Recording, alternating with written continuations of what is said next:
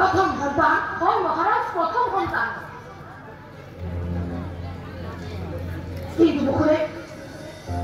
দৈবকীর অবস্থা কেন অতি প্রসন্ন মহারাজ নিষ্ঠুর নিষ্ঠুর মুখে নিষ্ঠুর মুখে কোন ব্যক্তি নিজ সন্তান মৃত্যু মুখে ঠেলে দিব পারে মুখে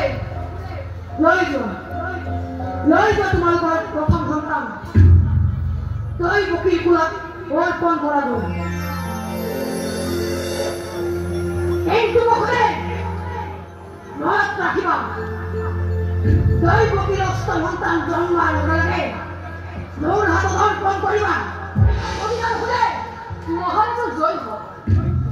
মহাৰাজৰ আজি মোৰ প্ৰাণদান পালে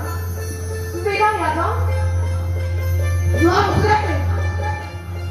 বিদায় ৰাজন বিদায়